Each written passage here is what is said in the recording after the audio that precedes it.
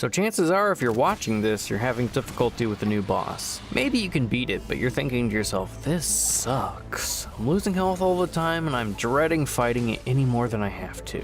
So the purpose of this video is to provide direct information, and in the interest of providing the most accessible information, I'm going to be using the starter characters as my baseline for tactics to employ when defeating this boss. Use any of your equivalent built characters in place of my suggestions and you should be fine. So the Bathysmal Vishaps have this energy blast projectile they shoot from their mouths. Upon hit, it saps your energy. If you don't have any, the amount of energy it would drain is translated into a portion of your health that you lose instead. Because of how this damage works, shields don't prevent this from happening, but that doesn't mean shields are completely useless in this fight.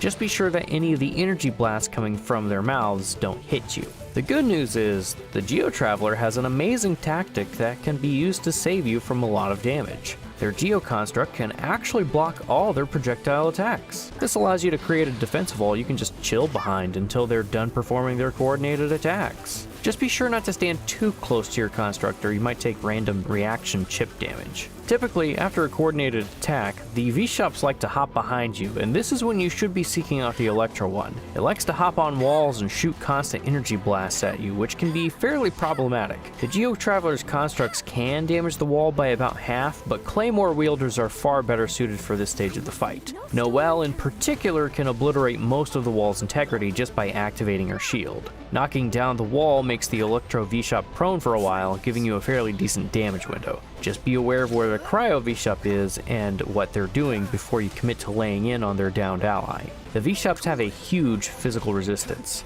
In the footage I'm showing you, I'm using physical Kaya with superconduct. Unfortunately, my Kaya isn't very well built, but I'm fairly certain he's still a very good option. If any of the Vishaps fall before the other, they jump into the center and perform this laser attack. Honestly, this attack is really easy to avoid, and you can do it by staying close to the center and moving with the rotation. No sprinting necessary. Afterwards, the Fallen swims around the arena, occasionally throwing projectiles at you. From my experience fighting this duo, the Electro Bishop is usually the first to fall. With just the Cryo Bishop left, the best way to fight them is to dodge their projectiles and their little attack where they swim through the ground at you and wait for them to create their ice field.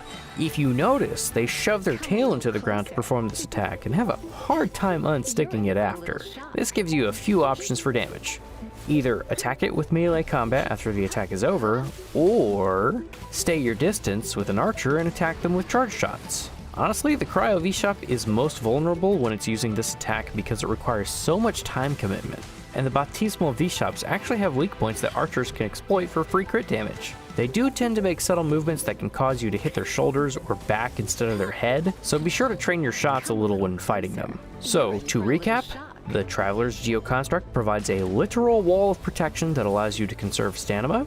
The Electro Bishop is the only one that clings to walls. Bring a character that is very good at bringing them down quickly to give you access to free damage. Shields will still protect you from most sources of their damage, just not their energy blast. The Cryo Bishop is most vulnerable when it commits to its longest attack, and archers basically get free crit damage when performing aim shots at its head. It's fairly likely that I'm approaching this from the perspective of an archer, but spatial awareness and the Geo Traveler's construct will save you from most sources of damage during this fight, and you might find, to your surprise, that you won't be healing much, if at all. That said, if you can fit a healer in your team for comfort, you will give yourself a ton of flexibility if they can double for one of the roles above. With these considerations, I hope that now that you are armed with information, you can apply what you've learned with your own team and maybe have less dread in the fights ahead. Happy farming, and I'll see you next time. So until then, stay tuned.